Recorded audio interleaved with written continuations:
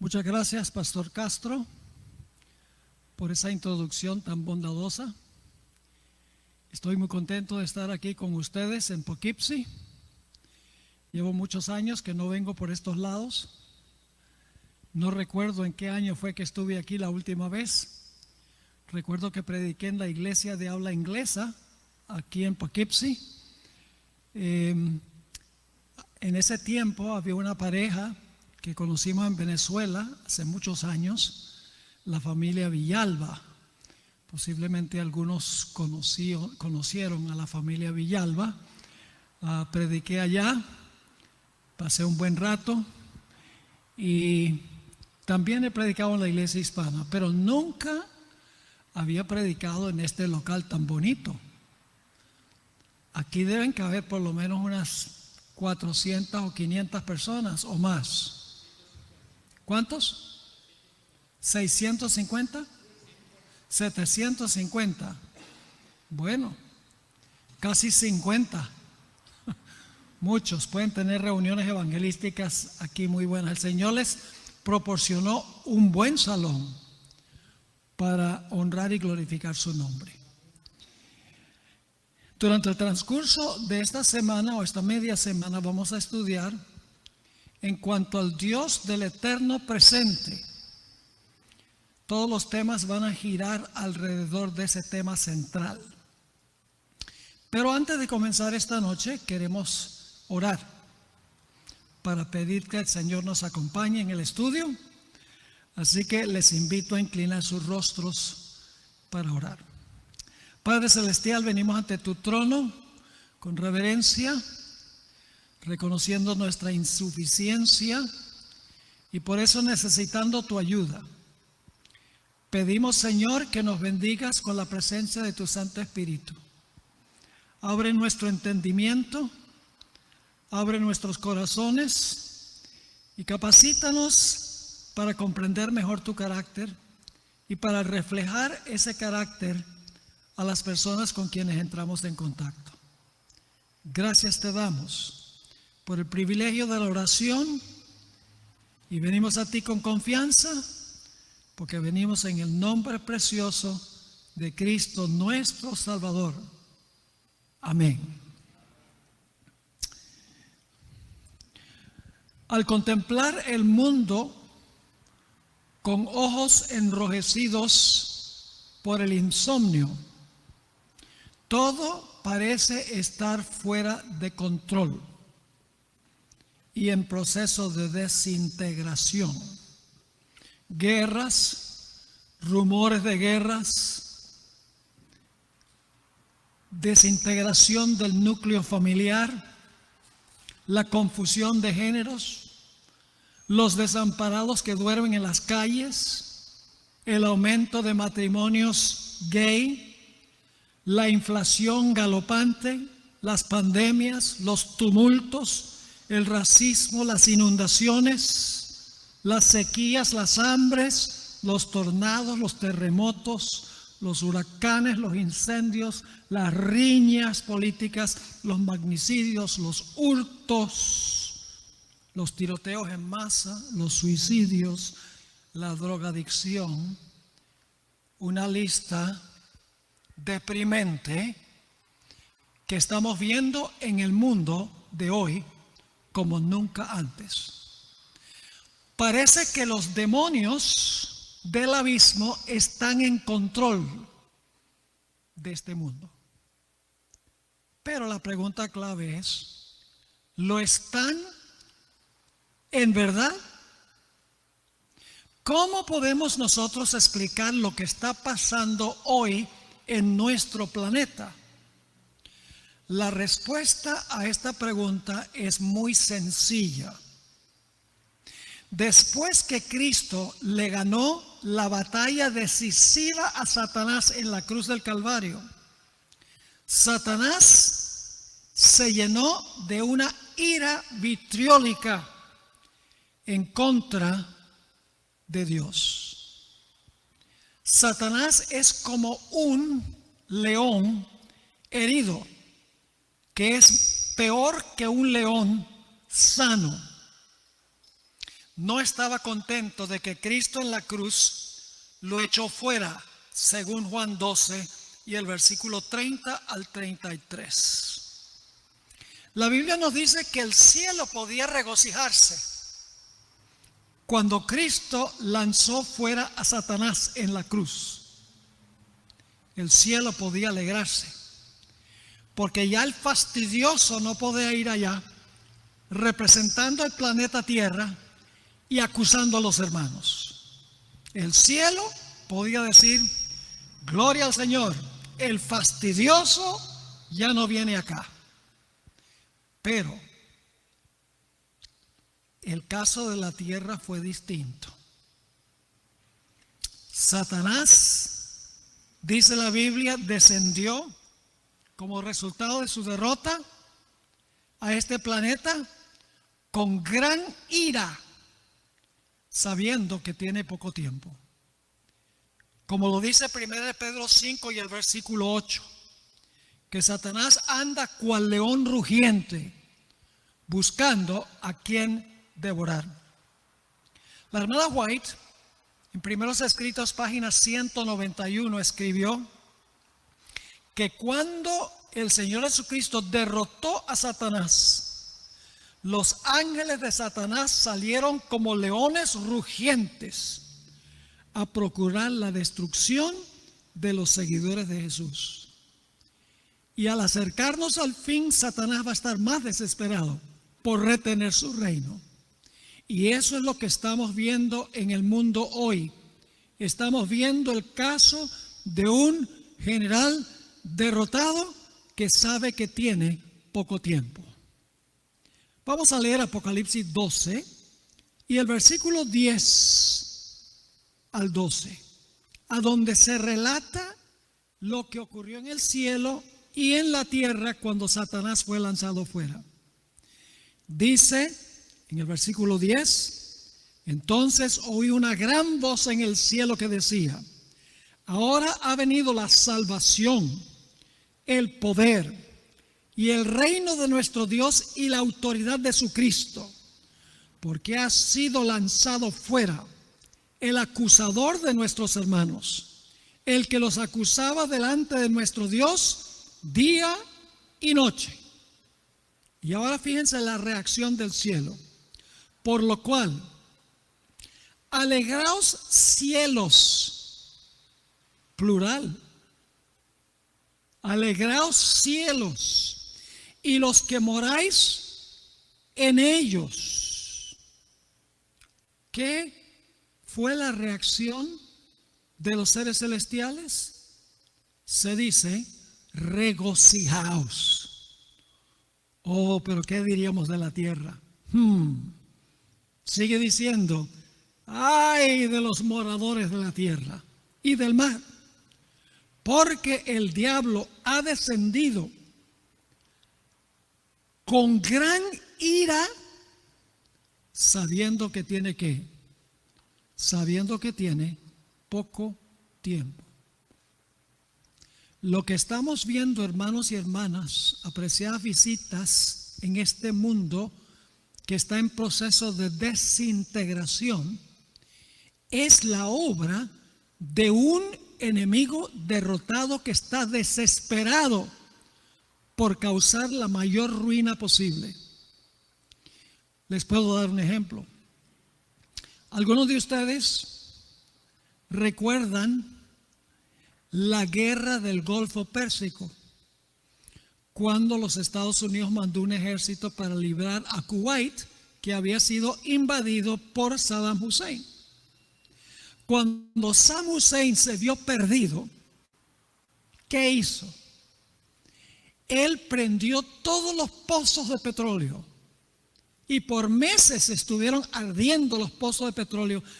Es decir, él dijo: bueno, ya perdí, pero no me voy a ir sin causar el mayor daño posible. Y eso es lo que está haciendo ahora Satanás. Ahora, con el paso de los años, me he dado cuenta más y más que el estudio de la historia es supremamente importante. Y la razón por la cual es importante es porque lo que ocurrió en el pasado volverá otra vez a ocurrir en el futuro. Es decir, la historia nos enseña no solo lo que ocurrió, sino también lo que ocurrirá en el futuro. ¿Y por qué la historia se repite? ¿Por qué la historia del pasado se va a repetir en el futuro? Sencillamente porque Dios nunca cambia, Satanás nunca cambia y los inconversos nunca cambian tampoco. Por eso la historia se repite. Quiero leerles un par de versículos que indican que la historia se repite. La primera cita es Eclesiastés 1 y el versículo 9. Y esto lo voy a leer de la versión Reina Valera de 1960. Dice así: ¿qué es lo que fue? Lo mismo que será. ¿Qué es lo que ha sido hecho? Lo mismo que se hará. Y nada hay nuevo debajo del sol. Voy a leer también Eclesiastés 3:15 y lo voy a leer en la nueva versión viviente, que es más dinámica. Dice así: los sucesos del presente ya ocurrieron en el pasado, y lo que sucederá en el futuro ya ocurrió antes. Y luego dice: porque Dios hace que las mismas cosas se repitan una y otra vez. En la versión Dios habla hoy, el capítulo 3 y el versículo 15 dicen lo siguiente: nada existe que no haya existido antes, y nada existirá que no exista ya. Dios hace que el pasado se repita. Es decir, la Biblia nos enseña que lo que ocurrió en el pasado se va a repetir en el futuro. Así que si podemos aprender de las lecciones de la historia, no vamos a cometer los mismos errores de la historia, sino que vamos a poder vencer cuando venga la repetición en el futuro. Ahora, la historia que nosotros vemos a simple vista, hermanos y hermanas, es solo una pequeña fracción de la verdadera historia que se está escribiendo en el mundo invisible. Un historiador solo puede describir eventos que nosotros podemos ver. Pueden decir qué ocurrió en cierto lugar, en cierto tiempo, con ciertas personas.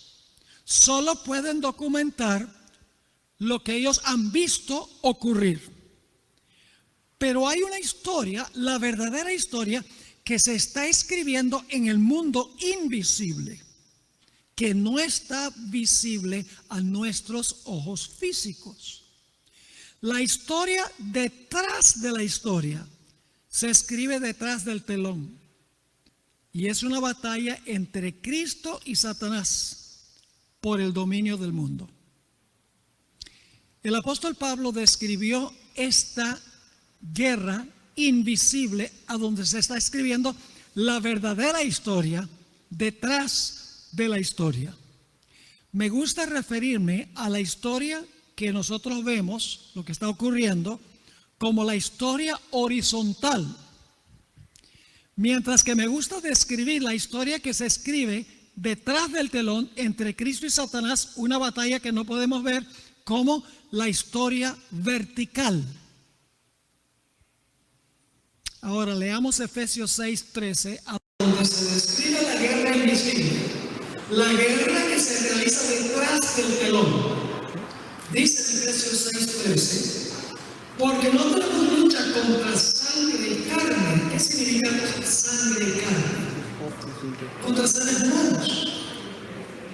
Porque no tenemos lucha contra sangre y carne, sino contra quienes, contra principados, contra potestades, contra los gobernadores de las tinieblas de este siglo, contra huestes espirituales de maldad en las regiones celestiales.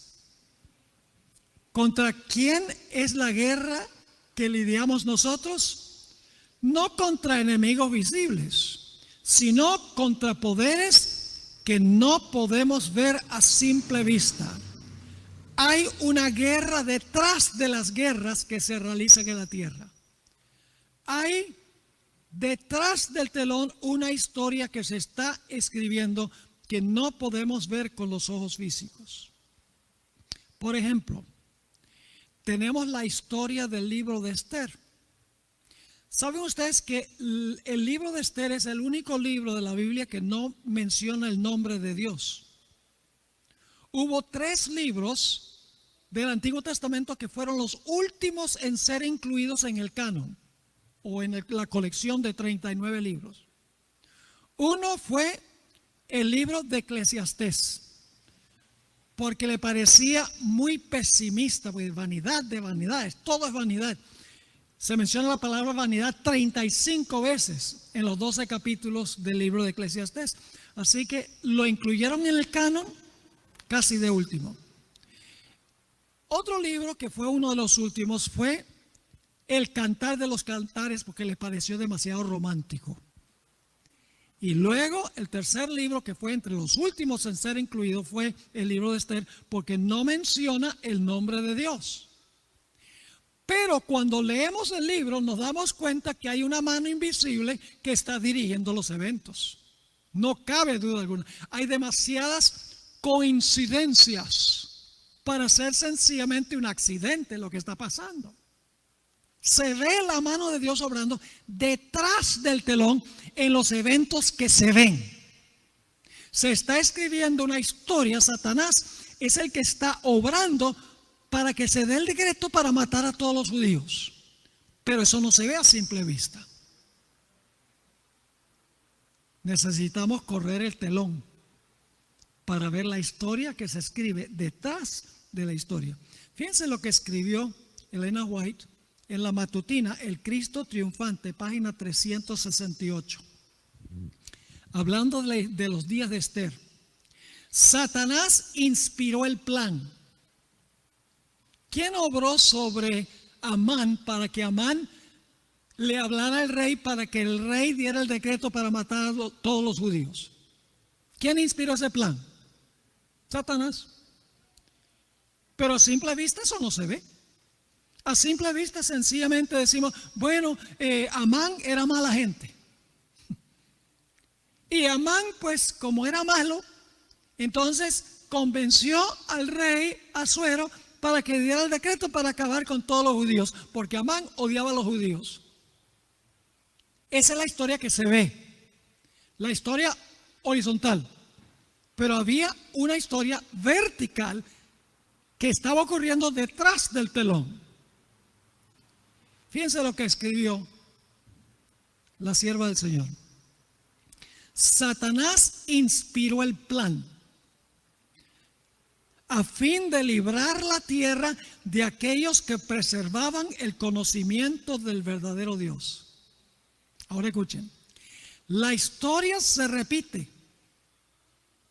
La misma mente magistral que maquinó contra los fieles en los siglos pasados, nuevamente, la historia se repite.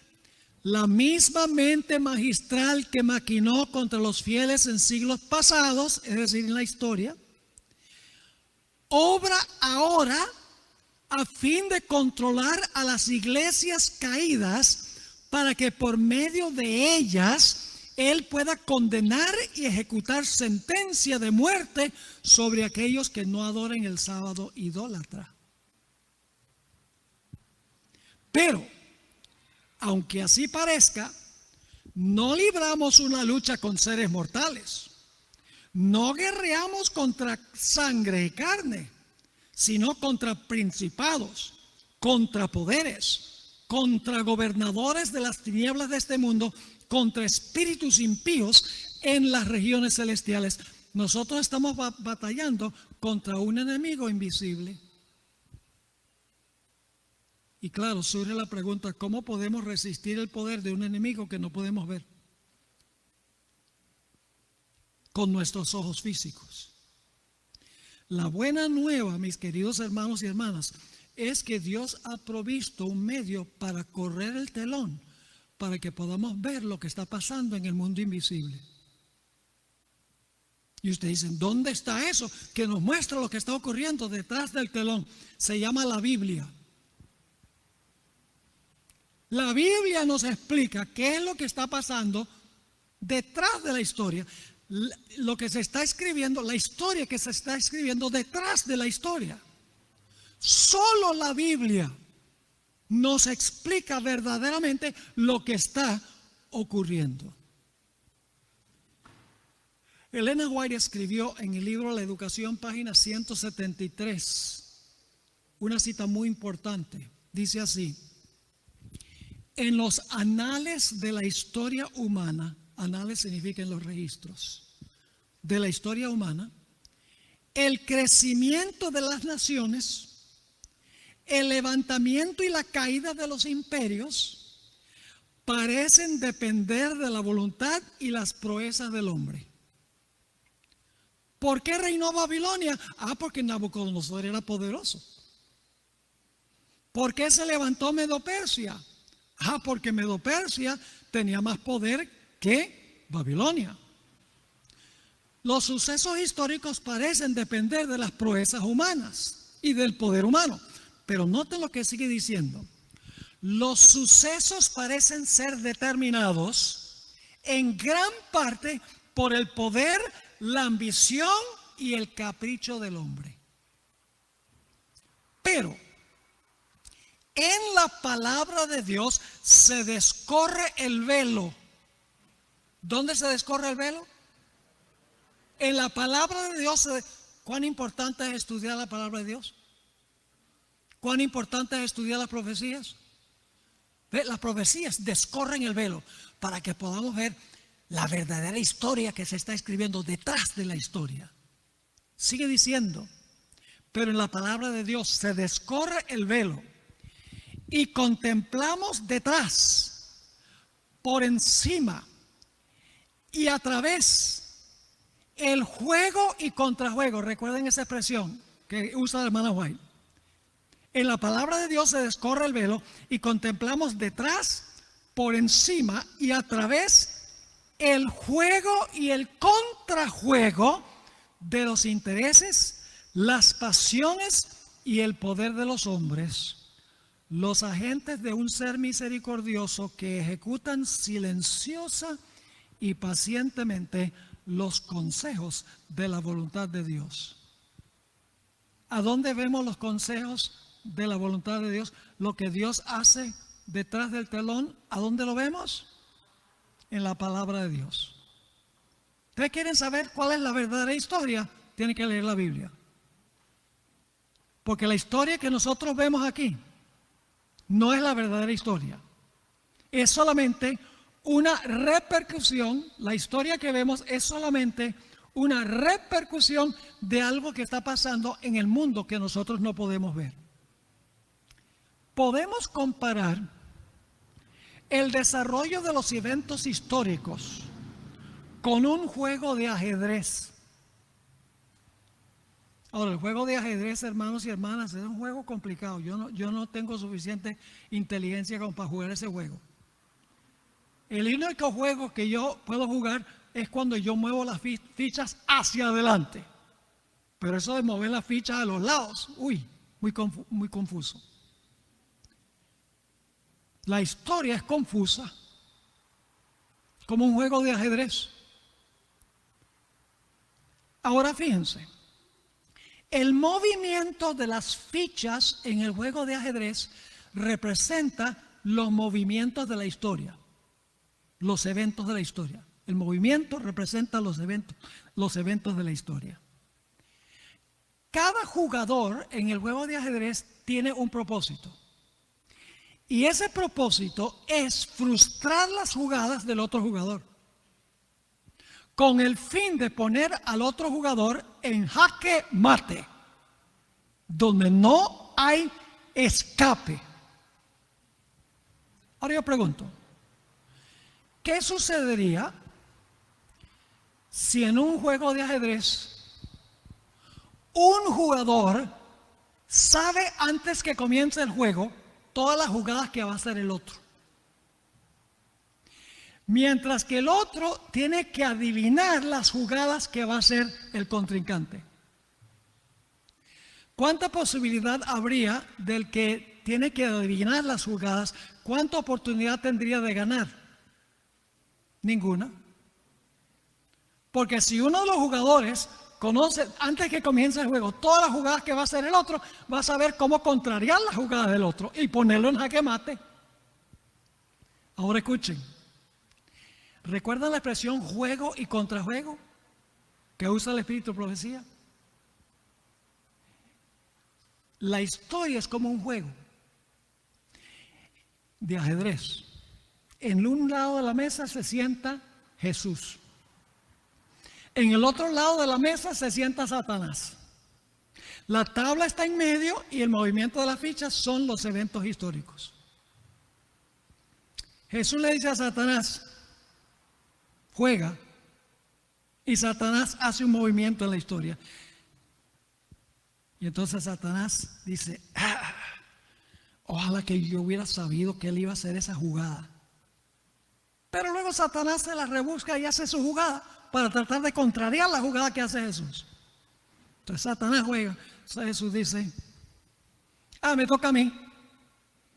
Y entonces Jesús hace una jugada en la historia y Satanás se rasca la cabeza y ¡y!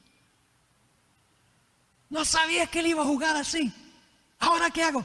Pero siempre se la rebusca y juega, dice, lo tengo.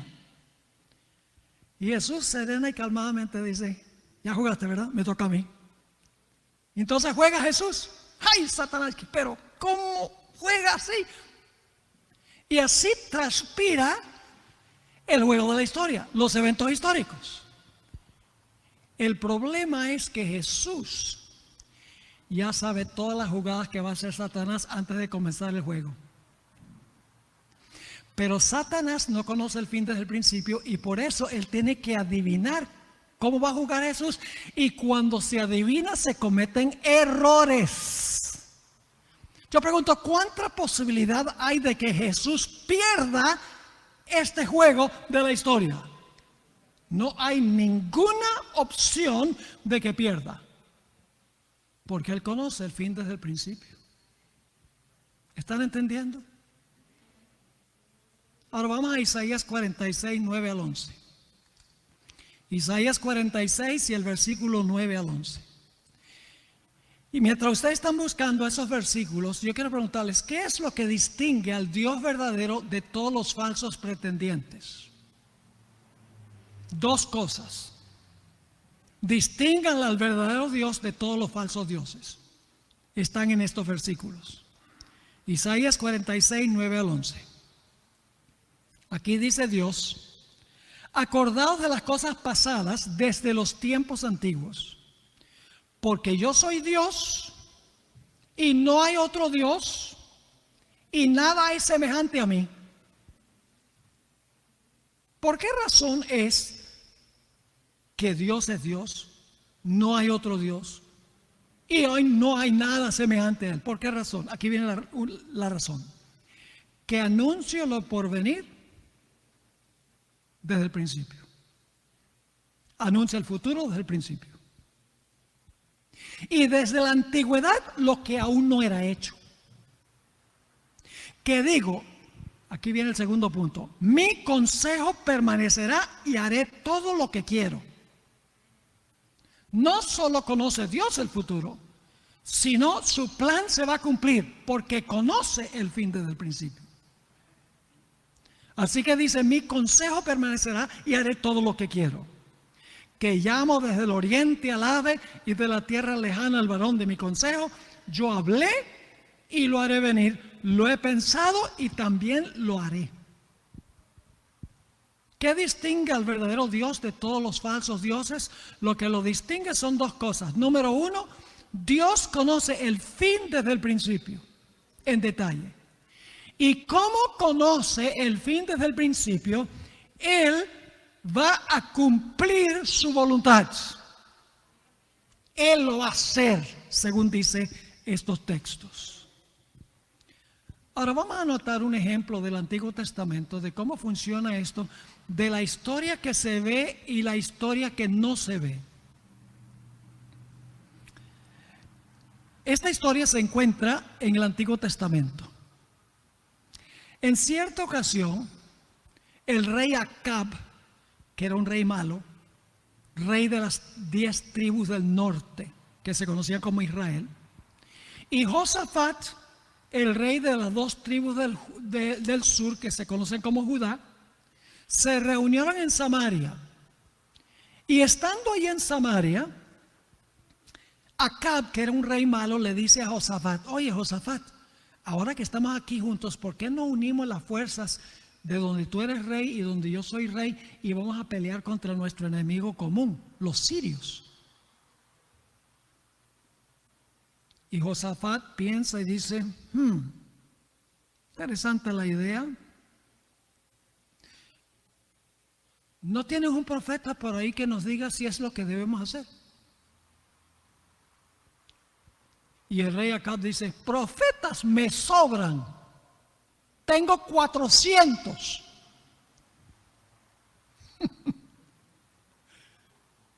Pero Josafat no estaba muy convencido. ¿Sí? Hay algo malo en cuanto a esto. Así que le dice: oye, Acab, ¿no tienes por ahí a un profeta de Jehová? Con eso le dijo todo. Y el rey Acab le dijo: sí, tengo uno, está en el calabozo.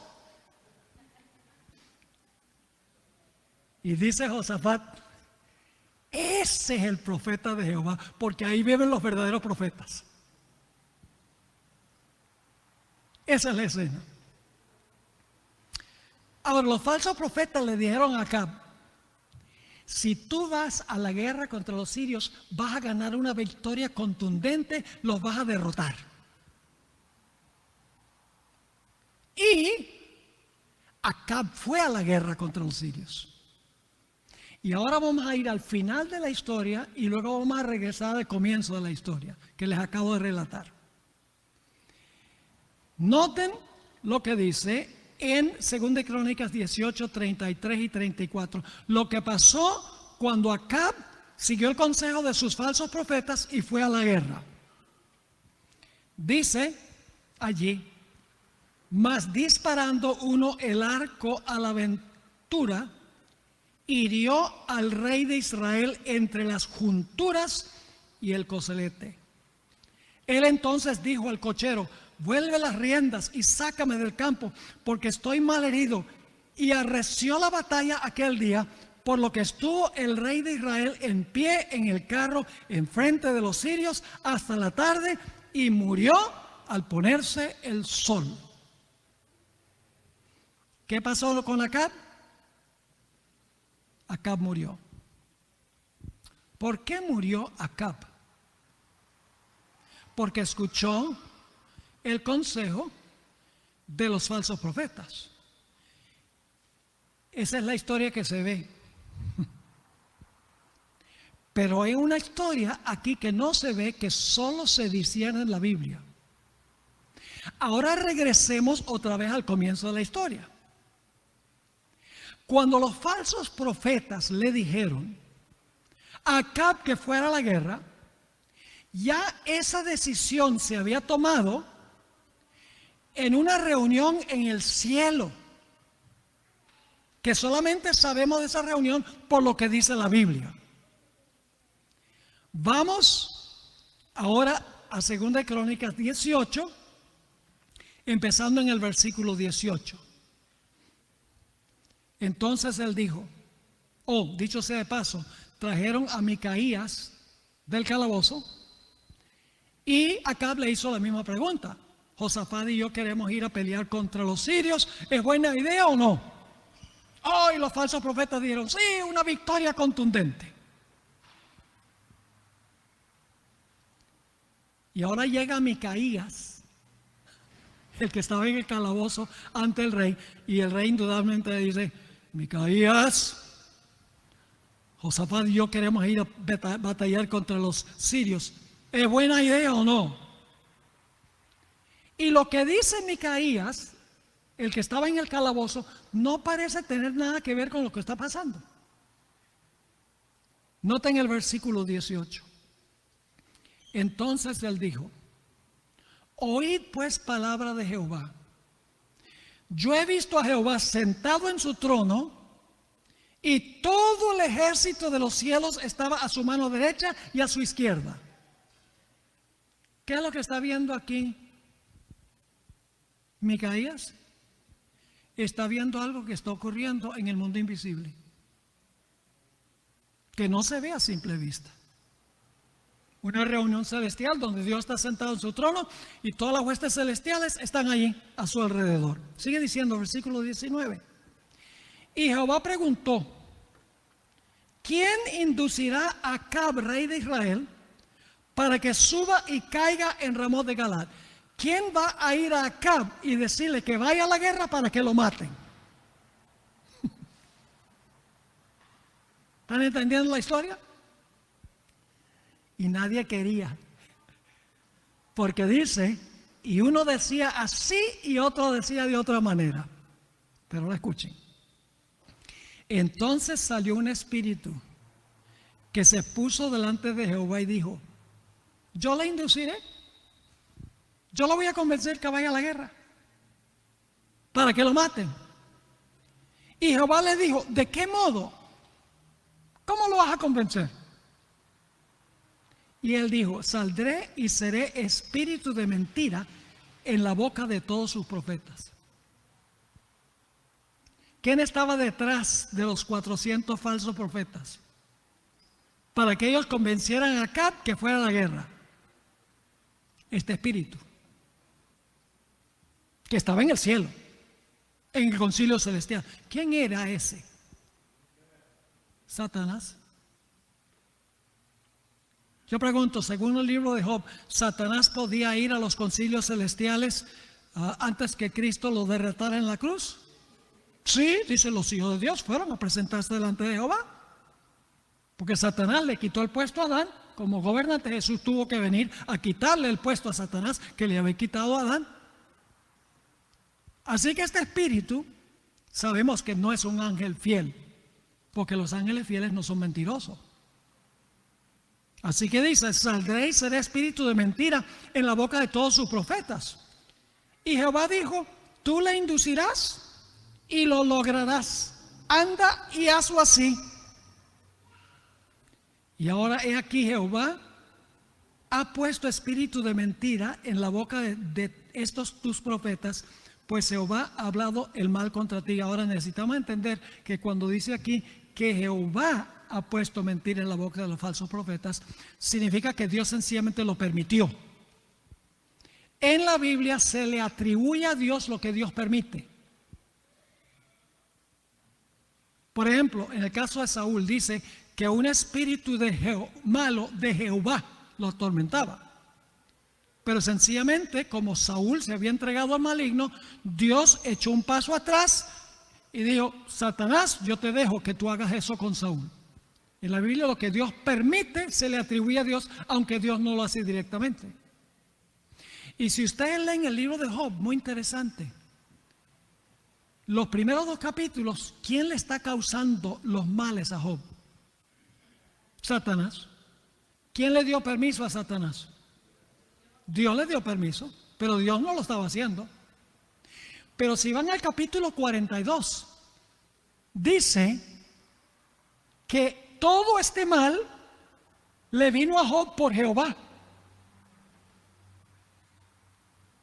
Entonces, ¿cómo entendemos esto? Lo que entendemos es que lo que Dios permite se le atribuye a Dios, aunque Dios no es el responsable. ¿Me están entendiendo? Ahora entonces, ¿por qué fue Acab a la guerra y por qué lo mataron? porque la decisión ya se había tomado en el mundo invisible, en la historia vertical. ¿Dónde es el único lugar que podemos conocer la verdadera historia de esto? Lo que verdaderamente pasó. ¿Dónde es el único lugar que podemos saber? En la Biblia. Un historiador no puede decir eso, porque el historiador solamente puede decir dónde ocurrió, cuándo ocurrió, con quiénes ocurrió, lo que el historiador ve, lo que el historiador investiga. Pero esto está sucediendo detrás del telón. Vemos pues que la Biblia quita el velo y nos ayuda a comprender lo que está ocurriendo detrás, por encima y más allá de la historia que discernimos a simple vista. Los eventos visibles de la historia son tan solo una pequeña fracción de la batalla que se libra detrás del telón. Me gusta compararlo de esta forma. La historia que se ve es como un témpano de hielo que flota pacíficamente en el océano Atlántico Norte. Ahora yo pregunto, ¿dónde está la parte más peligrosa del témpano de hielo? ¿Lo que se ve o lo que no se ve? La mayor parte del témpano está debajo del agua y no se ve. Es la parte más peligrosa del témpano. De la misma manera, lo que nosotros vemos en la historia es sencillamente la parte visible de un conflicto que se realiza en el mundo invisible, que es la batalla más peligrosa. Ahora vamos a notar algunos ejemplos bíblicos de esto. Vamos a hablar del nacimiento de Jesús. Hermanos y hermanas, si nosotros pudiéramos ver el mundo invisible, lo que está pasando, sabríamos que ahorita mismo hay ángeles malos aquí, tratando de distraernos, dándonos sueño para no escuchar bien. No los vemos, pero ahí están, para desanimar, para distraer.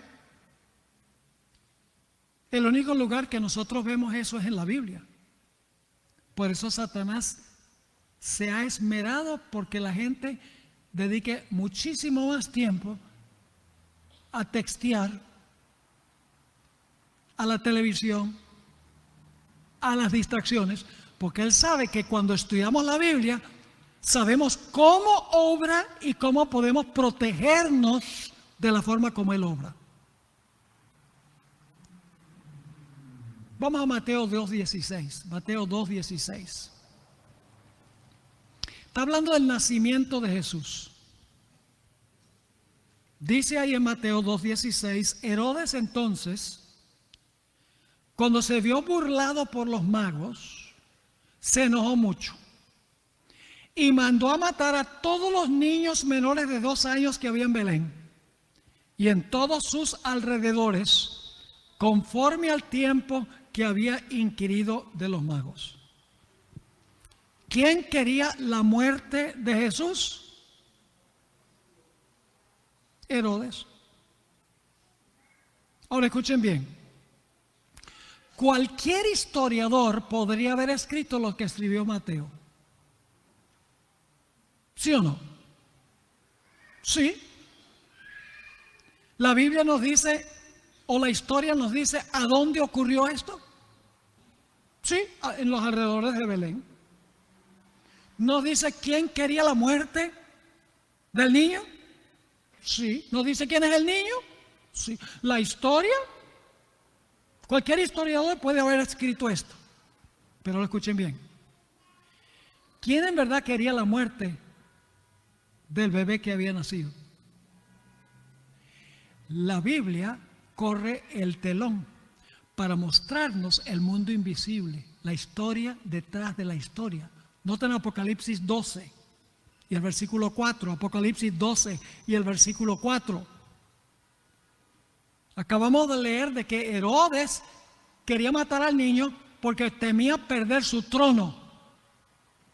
Pero había otro que usó a Herodes por temor a perder el trono de él. Dice en Apocalipsis 12:4, y el dragón, ¿quién? ¿Quién es el dragón? El dragón se paró frente a la mujer que estaba para dar a luz a fin de devorar a su hijo tan pronto como naciese. ¿Quién quería la muerte del niño? Satanás.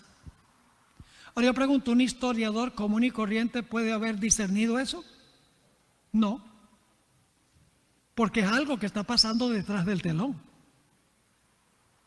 Es la historia que se está escribiendo detrás de la historia. ¿Me están entendiendo, hermanos y hermanas? Ahora notemos otro ejemplo. ¿Quién persiguió y encarceló a la iglesia primitiva? Los emperadores romanos, ¿sí o no? Persiguieron y encarcelaron a los cristianos. Pero hay algo muy interesante aquí. Dicho sea de paso, la segunda iglesia de Apocalipsis es la iglesia de Esmirna. Esa iglesia simboliza la iglesia que existió durante las persecuciones de los emperadores romanos. Ahora, fíjense lo que dice Apocalipsis 2 y el versículo 10. Apocalipsis 2 y el versículo 10. Aquí Jesús le dice a esta iglesia perseguida, que estaba siendo encarcelada, no temas en nada lo que vas a padecer. He aquí, ¿quién? El diablo echará a alguno de vosotros en la cárcel. Yo pregunto, había un cristiano en una casa y el diablo en persona fue y agarró al cristiano y se lo llevó a la cárcel. ¿Ah? El diablo con cachos y rabo y tridente en la mano va y busca al cristiano y lo echa a la cárcel. No, pero dice que ¿quién los echó a la cárcel? El diablo echará a alguno de vosotros en la cárcel para que seáis probados y tendréis tribulación por 10 días. Sé fiel hasta la muerte y yo te daré la corona de la vida. ¿Quién era el que encarcelaba a los cristianos? ¿Quién? El diablo, dice aquí. ¿Pero qué método usó el diablo? Influyó sobre los emperadores romanos para hacerlo. Yo pregunto, ¿un historiador podría haber dicho que el diablo echó a los cristianos a la cárcel? No, ¿por qué razón? Porque el que estaba detrás del telón, Satanás, está invisible a los ojos. El historiador sencillamente puede decir, los emperadores echaban a los cristianos a la cárcel, pero no podía ser, el diablo lo estaba haciendo. Nuevamente, se está escribiendo en la historia, detrás de la historia, detrás del telón. Elena White escribió algo muy interesante. Escuchen bien. ¿Quién es el dragón? Satanás. Pero hay más. No es suficiente decir que Satanás es el dragón. Porque también la Biblia dice que Roma, que Satanás usaba, también se le llama el dragón. Roma era el dragón del dragón. Y ustedes dicen, ¿dónde dice eso en la Biblia? Bueno, vamos a leer un par de citas del Conflicto de los Siglos. El capítulo 12 de Apocalipsis, el capítulo nos dice que el dragón es Satanás. Ahora escuchen bien. Fue el que impulsó a Herodes a procurar la muerte del Salvador. Ahora escuchen bien. Pero el agente principal de Satanás al guerrear contra Cristo y su pueblo durante los primeros siglos de la era cristiana fue el Imperio Romano, en el cual prevalecía la religión pagana. Nuevamente, hermanos y hermanas, escuchen.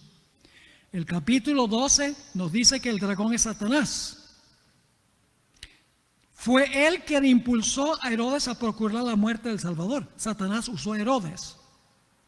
Pero la gente principal de Satanás, al guerrear contra Cristo y su pueblo durante los primeros siglos de la era cristiana, es decir, después que Cristo fue al cielo, fue el Imperio Romano, en el cual prevalecía la religión pagana. Ahora escuchen esto.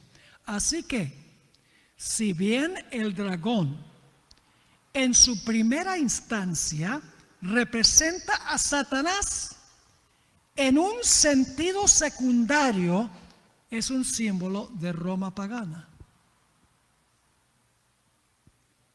Entonces, ¿qué representa el dragón? Satanás obrando a través de ¿qué? De Roma pagana. Ahora yo pregunto, ¿podía un historiador describir las persecuciones de Roma pagana? ¿Podía un historiador documentar la persecución de los cristianos? Sí, está bien documentado. ¿Qué es lo que el historiador no puede en realidad discernir? Que el dragón usó a el dragón en sentido derivado para perseguir a los fieles. Eso no lo puede decir un historiador. La única que podría hacer eso es cuando Dios se lo muestra a Elena White en visión y a los profetas bíblicos en visión. A un profeta Dios descorre el velo para que el historiador, el profeta, pueda ver la historia detrás de la historia. La Biblia y el Espíritu de Profecía corren el telón para que se pueda ver que detrás de los emperadores estaba el verdadero dragón, la serpiente antigua, el diablo y Satanás. Fíjense lo que escribió Elena White en Testimonios para los Ministros, página 39. Escuchen bien. Reyes, príncipes y gobernantes son poderes civiles, ¿sí o no? Reyes, príncipes y gobernantes han colocado sobre sí mismos el rótulo del anticristo y son representados por el dragón. ¿Quiénes son representados por el dragón? Reyes, príncipes y gobernantes. Son representados por el dragón que va a hacer guerra contra los santos, los que guardan los mandamientos de Dios y tienen la fe de Jesús. Entonces el dragón representa a Satanás, ¿sí? Es el dragón. Pero la hermana White dice que reyes, príncipes y gobernantes son representados por el dragón, porque ellos son los instrumentos en las manos del dragón. Solo que lo único que nosotros podemos ver es el que es instrumento del dragón. Pero no podemos ver que detrás de ellos está el dragón. Para eso necesitamos ¿qué? La Biblia. Ahora hablemos un poquito de los 1260 años. Ustedes saben que un cuerno pequeño iba a perseguir a los fieles por tiempo es la mitad de un tiempo, ¿verdad? El cuerno pequeño iba a hacer eso, ¿verdad? ¿Qué representa el cuerno pequeño? Roma papal. Vamos a leer Daniel 7:25. Daniel 7 y el versículo 25. Hablando del cuerno pequeño, dice: y hablará palabras contra el Altísimo, y a los santos del Altísimo quebrantará, y pensará en cambiar los tiempos y la ley, y serán entregados en su mano hasta tiempo y tiempos y medio tiempo. ¿Quién persiguió a los santos del Altísimo? El cuerno pequeño. ¿De acuerdo? Ahora, yo pregunto, ¿un historiador puede documentar las persecuciones contra los santos del Altísimo durante los 1260 años? Está bien documentado. La Inquisición, Llorente de España, documentó con el más ínfimo detalle las persecuciones de los fieles en España. Pero lo que no tiene Llorente es que detrás del telón no era el cuerno pequeño, era el dragón. Y ustedes van a darse cuenta, en un momento se van a dar cuenta. Ahora vamos a Apocalipsis 13 y el versículo 2. La bestia de Apocalipsis 13, la primera bestia, es lo mismo que el cuerno pequeño. Apocalipsis 13 y el versículo 2 dice: y la bestia que vi, lo mismo que el cuerno pequeño, simbolizando el papado, era semejante a un leopardo, sus pies como de oso, su boca como de boca de león. Y ahora escuchen. Y el dragón le dio, ¿a quién le dio el dragón? A la bestia. Y el dragón le dio a la bestia su poder y su trono y grande autoridad.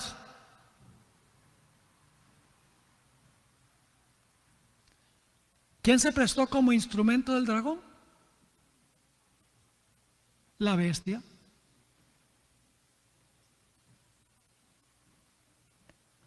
Yo pregunto, durante los 1260 años, ¿un historiador podía documentar las persecuciones de los fieles por el papado?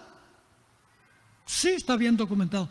Pero ¿un historiador puede decir que Satanás era el que estaba influyendo sobre la bestia para hacer eso? No. Porque esa es la guerra en el mundo invisible. Así que dice: y la bestia que vi era semejante a un leopardo, sus pies como de oso, su boca como boca de león. Y el dragón le dio a la bestia su poder y su trono y grande autoridad. Y el versículo 7 dice: y se le permitió a la bestia, quien recibió su autoridad del dragón, hacer ¿qué? Guerra contra los santos y ¿qué? Y vencerlos. ¿Por cuánto tiempo? Por 42 meses. ¿Qué es lo mismo que qué? Que tiempos y la mitad de un tiempo. Pero ahora no pierdan este punto que vamos a cubrir ahora.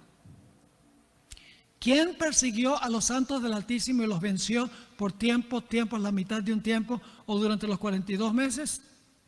¿Quién fue? El cuerno pequeño, que también se le llama ¿qué? La bestia. Pero ahora vamos a Apocalipsis 12. Muy interesante ahora Apocalipsis, el capítulo 12. Y vamos a leer el versículo 13 y el versículo 14. Y cuando vio el dragón que había sido arrojado a la tierra, persiguió a la mujer que había dado a luz al hijo varón. ¿Qué representa una mujer en las profecías? La iglesia. Es lo mismo que los santos del Altísimo. ¿Quién está persiguiendo a la mujer? Bueno, leímos que era el cuerno pequeño y la bestia, ¿verdad que sí? Pero ahora dice que ¿quién? Oh, el dragón. Entonces, ¿de quién era instrumento la bestia? Del dragón. ¿Están siguiendo o no? Así que dice: cuando vio el dragón que había sido arrojado a la tierra, persiguió a la mujer que había dado a luz al hijo varón. Y se le dieron a la mujer las dos alas de la gran águila para que volase de delante de la serpiente, que es lo mismo que el dragón, porque se le llama el dragón, la serpiente antigua, el diablo y Satanás, que volase de delante de la serpiente al desierto, a su lugar, donde es sustentada por un tiempo, tiempos y la mitad de un tiempo. Yo pregunto entonces, ¿el dragón está usando al cuerno pequeño? Durante ese periodo, sí, señor. ¿Qué es lo que podía ver un historiador? Solamente podía documentar que Roma papal persiguió a los fieles de Dios. Pero la Biblia corre el telón y nos muestra que el que quería la muerte de los santos del Altísimo era Satanás. El dragón usó al cuerno pequeño, a la bestia, para perseguir al pueblo de Dios. Detrás del dragoncito hay el dragonzote. Pero del dragonzote solamente se conoce por lo que dice la Biblia. Ahora escuchen bien. ¿Qué va a pasar al final de la historia? ¿Qué pasó con el cuerno pequeño, con la bestia, al terminar los 1260 años? Al terminar tiempos y la mitad de un tiempo. ¿Qué pasó con la bestia? Apocalipsis 13 dice que recibió ¿qué clase de herida? Una herida ¿qué? Mortal. Una herida mortal. Es decir, un golpe fulminante del cual nunca se va a recuperar. ¿Verdadero o falso? Falso. Porque Apocalipsis 13:3 dice que su herida mortal fue sanada. ¿El papado va a perseguir de nuevo? ¿Va a perseguir de nuevo el papado? Sí, señor. No lo digo yo. Lo dice Apocalipsis el capítulo 13, donde dice su herida mortal fue sanada y se maravilló todo el mundo en pos de la bestia. Ahora fíjense algo muy interesante. Vamos a Apocalipsis 13 y el versículo 3 y 4. Apocalipsis 13 y el versículo 3 y el versículo 4. Dice, no pierdan este punto, muy importante. Vi una de sus cabezas como herida de muerte, pero su herida mortal fue sanada y se maravilló toda la tierra en pos de la bestia. Y ahora escuchen. ¿Y adoraron a quién? Al dragón. ¿Quién es el dragón aquí? Satanás. Pero ahora sigamos leyendo. Y adoraron al dragón que había dado autoridad a la bestia. ¿Quién le dio autoridad a la bestia? Satanás, el dragón. Pero ahora escuchen, no solamente adoran al dragón, sino que dice, y adoraron al dragón que había dado autoridad a la bestia, y adoraron a la bestia. ¿Están captando el punto, hermanos y hermanas? Adoraron al dragón y a la bestia, porque la bestia opera por la autoridad del dragón. El dragón zote usa al dragoncito, por así decirlo. Ahora fíjense Apocalipsis 12, 17. Apocalipsis 12 y el versículo 17. Dice, entonces el dragón se llenó de ira contra la mujer. Este ya es el conflicto final. Entonces el dragón se llenó de ira contra la mujer y se fue a hacer ¿qué cosa? Guerra contra el resto de la descendencia de ella, los que guardan los mandamientos de Dios y tienen el testimonio de Jesucristo. ¿Quién se llenó de ira contra la mujer? ¿Contra el remanente de la mujer? El dragón. ¿Y quién es el dragón aquí? Aquí el dragón es Satanás. Pero escuchen bien. ¿Será que Satanás tiene un dragoncito? Noten Apocalipsis 13 y el versículo 11. Apocalipsis 13, 11. Satanás, hermanos y hermanas, Satanás no va a guerrear contra el remanente de la simiente de la mujer personalmente. Él tiene un emisario que lo hace. Fíjense, Apocalipsis 13:11. Después vi otra bestia que subía de la tierra. ¿Qué representa esa bestia que sube de la tierra? ¿Qué nación, qué poder representa esa bestia? Los Estados Unidos de América. Yo creo que muchos ya saben eso. La bestia que se levanta de la tierra representa a los Estados Unidos. Tenía 2 cuernos semejantes a los de un cordero. Esos 2 cuernos representan libertad civil y libertad religiosa. Separación de la iglesia del Estado. Porque cuando la iglesia y el Estado se unen, el resultado siempre es persecución. Pero ahora escuchen algo en cuanto a esta bestia. Esta bestia subía de la tierra, tenía 2 cuernos semejantes a los de un cordero, es decir, garantiza por un tiempo libertad civil y religiosa, pero hablaba como dragón. ¿Quién persigue a la mujer al final, el remanente de la simiente de la mujer al final? Apocalipsis 12:17 dice que es el dragón, Satanás. Pero ¿cómo es que Satanás lo hace? Lo hace por medio de la bestia de la tierra que habla como él. ¿Un historiador podría haber escrito eso? No, porque es algo que está pasando en el mundo invisible, que no se ve. Ahora vayan conmigo a Apocalipsis 16, 13 y 14. Ahora vamos a entrar en un área súper interesante. No se preocupen por el reloj. Van a ver algo tremendo ahorita. Apocalipsis 16, 13 y 14.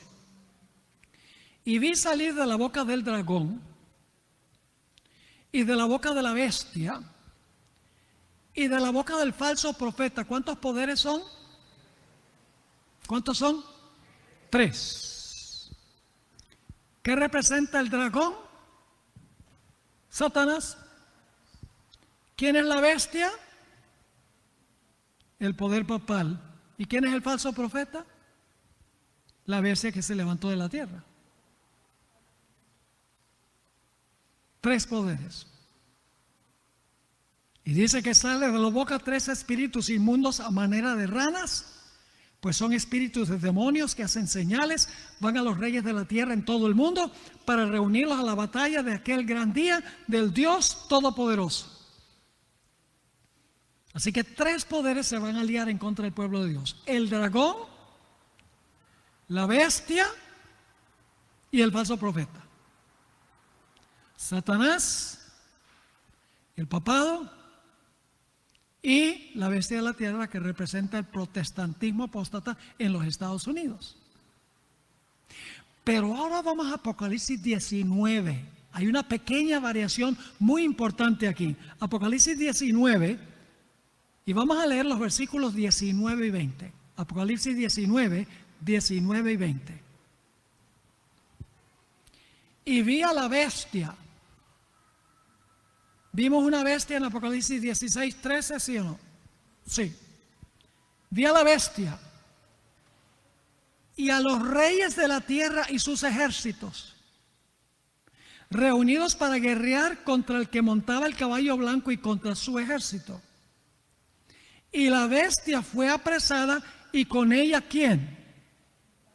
El falso profeta. ¿Cuántos poderes se mencionan aquí? 3. ¿Cuál es el primer poder? La bestia.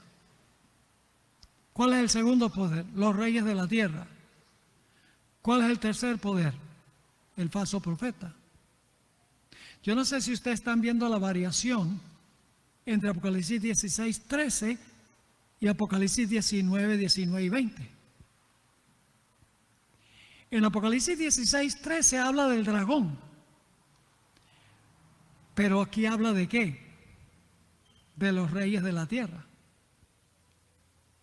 Es decir, ¿qué representa el dragón? En sentido derivado, ¿qué representa el dragón? Los reyes de la tierra. Ahora, antes de comenzar el milenio, antes de comenzar los 1000 años de Apocalipsis 20, Satanás tiene engañados a todos los reyes de la tierra. Ellos no saben que sus decisiones fueron influidas por Satanás. Porque Satanás está trabajando ¿cómo? Detrás del telón. No lo pueden ver, ¿verdad? Los reyes toman toda clase de decisiones contrario a Dios, pero ellos no saben que ellos están siguiendo los designios de Satanás. Porque Satanás está invisible a los ojos de ellos. ¿Vamos bien o no? Están inconscientes de que ellos han sido instrumentos en las manos de Satanás. Todos los reyes de la tierra mueren cuando Cristo venga o han muerto antes que Cristo venga. Viene el milenio. Durante el milenio todos están muertos. Pero después del milenio sucede algo muy interesante. Y es que todos los reyes de la tierra resucitan. ¿Correcto? Y ahora escuchen, ahora Satanás está ¿qué? Visible. ¿Los reyes de la tierra van a ver a Satanás después del milenio? Sí, Señor. Lo van a ver. Dios va a quitar el velo. Pero ahora escuchen bien, Satanás no se va a presentar como Satanás. Ellos no saben que Él fue el que influyó sobre ellos antes del milenio, porque estaba invisible. Y después del milenio, ahora Satanás se presenta como un príncipe a quien Jesús le ha arrebatado su reino y su territorio. Y los reyes de la tierra se van a comer el cuento. ¿Ustedes creen que se comerían el cuento si hubieran sabido durante el tiempo antes del milenio que era Satanás el que estaba influyendo sobre ellos? Jamás. Y ustedes dicen, ¿de dónde saca eso? Que ahora Satanás está visible, ahora los reyes creen que Él es el príncipe a quien Cristo, quien está en la ciudad, le ha arrebatado el dominio. Conflicto de los siglos 6:44. La hermana White dice, alistará bajo su bandera a todos los ejércitos de los perdidos y por medio de ellos tratará de ejecutar sus planes. Los impíos son sus cautivos, los cautivos de Satanás. Al rechazar a Cristo aceptaron la autoridad del jefe de los rebeldes, pero no lo saben. Están listos para aceptar sus sugestiones y ejecutar sus órdenes. ¿Qué están dispuestos a hacer los reyes? ¿Están dispuestos de qué? Dispuestos a aceptar sus sugestiones y ejecutar sus órdenes. No obstante, ahora escuchen, no obstante, fiel a su antigua astucia, cuando Satanás tentó a Eva, se disfrazó. ¿Sí? Satanás se va a disfrazar como Cristo, falsificando la segunda venida, tratando de falsificar la segunda venida. Antes de la segunda venida, sí Señor, el método predilecto de Satanás es el disfraz. Así que la sierva de Dios dice, no obstante, fiel a su antigua astucia, no se da por Satanás. Pretende ser el príncipe que tiene derecho a la posesión de la tierra y cuya herencia le ha sido arrebatada injustamente. Se presenta ante sus súbditos engañados como redentor, asegurándoles que su poder los ha sacado de sus tumbas y que está a punto de librarlos de la más cruel tiranía. Yo pregunto, ¿los reyes de la tierra se van a comer el cuento? ¿Sí o no? ¿Se van a comer el cuento, sí o no? ¿Por qué se van a comer el cuento? Porque antes de que Cristo viniera, no podían ver a Satanás y que ellos estaban escribiendo la historia dirigida por Satanás. Pero después del milenio, cuando los impíos resucitan, los reyes resucitan, ellos se comen el cuento porque ellos no saben que es Satanás. ¿Están conmigo o no están conmigo? Y por lo tanto Apocalipsis dice que se va a formar el ejército más grande de la historia. Dice que van a ser como la arena del mar. Y la sierva de Dios dice que el ejército que se prepara para atacar la ciudad tiene más soldados que todos los ejércitos que han peleado en todas las guerras, en toda la historia del planeta Tierra. ¡Wow! Y los impíos se comen el cuento. Los reyes se comen el cuento de que se le ha arrebatado a Satanás el dominio y que hay que atacar la ciudad. Y se preparan para atacar la ciudad. Pero entonces Dios presenta por encima de la ciudad una visión panorámica de toda la historia del mundo. Desde el Edén hasta el final de la historia. Y muestra claramente lo que Satanás ha hecho a través de la historia. Ahora de repente el verdadero carácter de Satanás se está mostrando ante los que están afuera. Ese es el momento clímax de la historia. Ahora los reyes, dice, ahora sí entendemos la batalla, ahora sí entendemos la historia invisible, pero es demasiado tarde. Ya estamos afuera. Vemos claramente Dios está en visión panorámica, está mostrando toda la historia, las decisiones equivocadas que tomamos, cómo este que dice que es el príncipe de este mundo nos engañó para que hiciéramos lo que él quería. Y dice en Ezequiel 28, los primeros 10 versículos, y la hermana White lo confirma en el último capítulo, el conflicto de los siglos, que en vez de atacar la ciudad se volcarán en contra de Satanás con la ira de demonios. Porque ahora no solamente conocen la historia visible, sino también la historia invisible. ¿Están entendiendo esto? Ahora permítame terminar mencionando un asunto. Los políticos del mundo de hoy, los protestantes y los católicos solamente ven lo que está escrito en los periódicos y lo que ven en la televisión para saber lo que está pasando en el mundo. Por ejemplo, cuando se habla del cambio climático, ¿a qué le echan la culpa? Demasiados aires acondicionados. Demasiados carros que usan combustible que contamina el medio ambiente. Eso es lo que dicen. Esa es la causa del cambio climático, dicen. Yo pregunto, ¿cuál fue el más grande cambio climático que menciona la Biblia? El diluvio. Yo diría que ese fue un gran cambio climático. ¿Por qué mandó Dios el diluvio? Porque la gente estaba usando demasiada gasolina.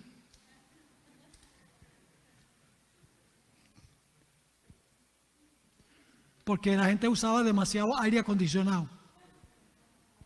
¿Por qué? Porque todo designio del pensamiento, del corazón de ellos era de continuo el mal. ¿Cuál fue el segundo cambio climático más grande que menciona la Biblia? Los 3 años y medio que no llovió en los días de Elías. ¿Por qué? Demasiados automóviles. ¿Cuál fue la razón? La apostasía. Hermanos y hermanas, hay cambio climático. El que dice que no hay cambio climático tiene que estar viviendo en otro planeta o estar ciego, porque hay cambio climático. Inundaciones terribles en Kentucky, incendios horribles en California. Y podría mencionar más y más los desastres, estas matanzas en masa, como el que acuchilló a un montón de gente en Canadá hace un par de días. Dios está retirando su espíritu de la tierra. Y los políticos buscan cuál es la solución para todo esto. ¿Qué podemos hacer? ¿Más policías? ¿Más cárceles? ¿Cuál es el problema? Está mirando la historia horizontalmente. Lo que se ve a simple vista. La única forma como pueden saber qué es lo que está pasando en realidad es Apocalipsis 7, donde dice que los ángeles retienen los vientos y los están soltando lentamente. Porque los seres humanos dicen, no te queremos. Y Dios dice, si no me quieres, me echo atrás. Fíjense lo que escribió la hermana White sobre este asunto del cambio climático. Muy interesante. Tomo 6 de los testimonios, página 625. El espíritu refrenador de Dios se está retirando ahora mismo del mundo. ¿Qué está pasando? El espíritu refrenador de Dios se está retirando ahora mismo del mundo. Y ella está escribiendo hace más de 100 años. Y luego explica qué quiere decir. Los huracanes, las tormentas, las tempestades, los incendios y las inundaciones, los desastres por tierra y mar se siguen en rápida sucesión. Ahora escuchen esto. La ciencia procura explicar todo esto. ¿A qué le atribuyen todos estos asuntos, terremotos y tormentas y tempestades, incendios? ¿A qué se lo atribuyen? Al cambio climático. La hermana White dice, la ciencia procura explicar todo esto.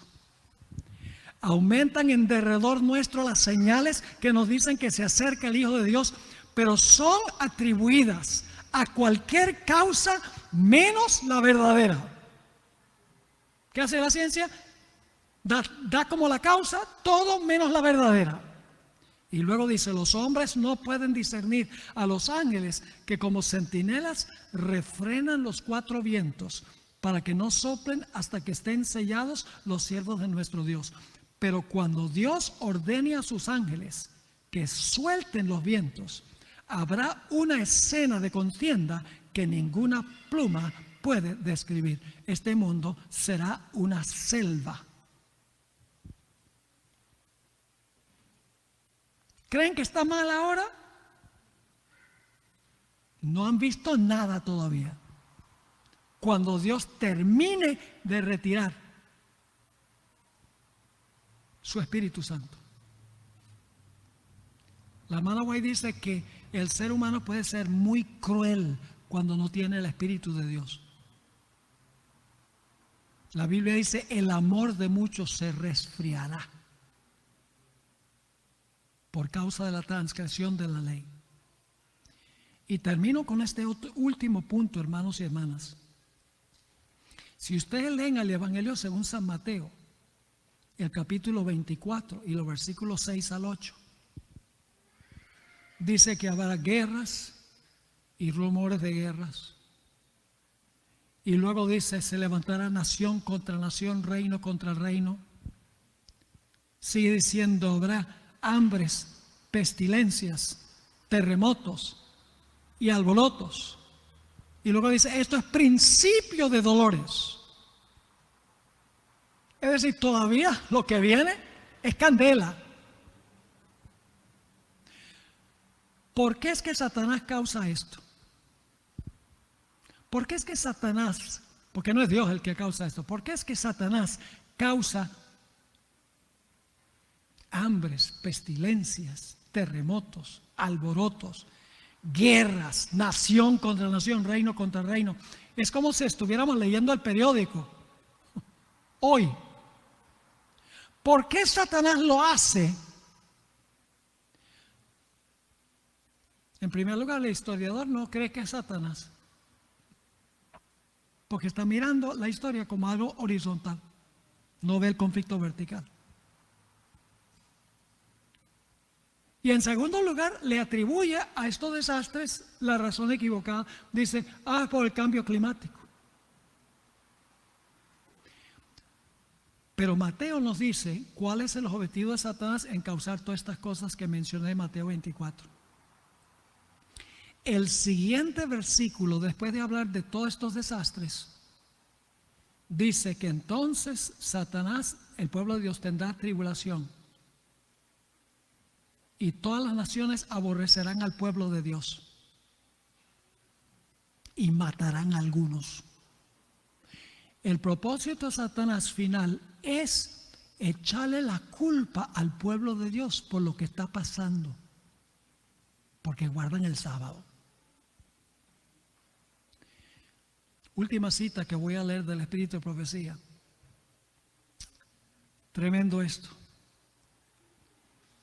Dice la sierva del Señor que Satanás ejerce su poder en todos los lugares y bajo 1000 formas, en las desgracias y calamidades de mar y tierra, en las grandes conflagraciones, son incendios, en las grandes conflagraciones, en los tremendos huracanes, en las terribles tempestades de granizo, en las inundaciones, en los ciclones, en las mareas extraordinarias y en los terremotos. Destruye las mieses casi maduras y a ellos siguen la hambruna y la angustia. Propaga por el aire emanaciones mefíticas y miles de seres perecen en la pestilencia.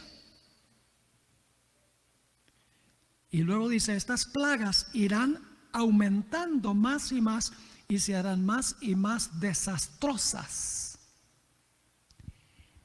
Y luego en la siguiente frase ella explica cuál es el propósito de Satanás, que nunca podría escribir un historiador, porque no saben lo que Satanás, el objetivo de Satanás, solo lo revela la Biblia y el Espíritu de Profecía. Fíjense la siguiente frase.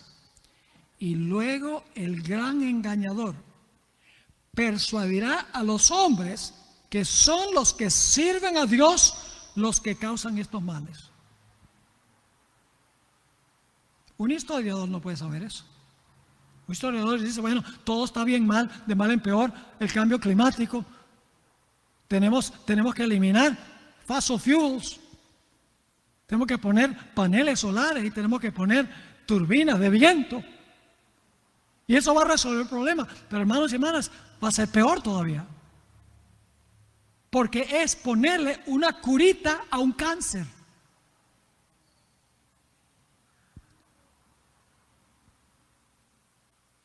Ahora, ¿qué debemos estar haciendo nosotros en este tiempo? Saben que a la gente le está fallando el corazón de la angustia por lo que ven que está pasando en el mundo. A veces me pongo a hablar con la persona que tengo al lado en el avión. Algunas veces no quieren hablar, pero hay algunos que sí están dispuestos de hablar. Y la angustia que expresan por lo que está pasando en el mundo, sin comprensión. Pero nosotros sí entendemos. ¿Qué vamos a hacer con lo que sabemos? Nosotros tenemos la historia detrás de la historia.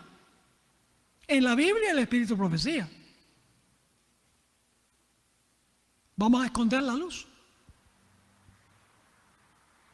Para eso le pagamos al pastor Castro. Para que él proclame el mensaje. No, hermanos y hermanas. Nosotros tenemos una maravillosa luz para que la gente pueda entender exactamente a dónde lleva todo esto. Para que puedan dormir tranquilos en la noche. Sabiendo que Dios va a estar con su pueblo. Nosotros podemos, con la palabra de Dios, apaciguar la angustia que tienen las personas. Buscando la oportunidad de explicarles todo este conflicto del cual hemos hablado esta noche, el asunto de la historia, de la historia que se ve y la historia que no se ve. Y entonces yo, eso sí tiene sentido, mire, yo no había entendido eso. He encontrado muchos que dicen eso. No había pensado que detrás de la historia hay una fuerza maléfica que está usada. Entonces podemos decirle, pero el que se entrega al Señor está seguro. ¿Cómo me entrego al Señor? Tenemos la oportunidad de dar un estudio bíblico para que la gente tenga paz. ¿Se sienten intensivados a hacer eso, hermanos y hermanas? ¿Estamos dispuestos con el poder de Dios? Dios nos va a ayudar a contarle a los vecinos, a los familiares, a los amigos, a la gente con quienes entramos en contacto, estas cosas maravillosas, para que cuando ellos vean lo que está pasando en el mundo, no se inquieten ni se fastidien, porque sabemos quién va a ganar. La Biblia ya nos dice quién va a ganar. La pregunta clave es, ¿voy a ganar con el ganador? ¿A dónde voy a estar yo? Esa es la pregunta clave. La pregunta clave no es, ¿será que Cristo va a ganar? No. La pregunta clave es, ¿voy a ganar con Él? Ojalá que nosotros podamos ganar con Él. Padre Celestial, gracias te damos por tu palabra. Qué terrible sería vivir en este mundo solamente con lo que vemos. No podríamos explicarlo, pero tú le has dado esta gran luz a tu iglesia. Ayúdanos, Señor, a no esconder la luz bajo un almud, sino por amor a los demás. Ayúdanos a buscar oportunidades para compartir este maravilloso mensaje. Nos consagramos a ti, entregamos nuestras vidas a ti, con la seguridad de que aunque andemos en valle de sombra de muerte, no tenemos que temer, porque tú estás con nosotros. Gracias por habernos acompañado. Pedimos que nos continúes acompañando durante el transcurso de esta media semana. Te lo imploramos en el precioso nombre de Jesús. Amén.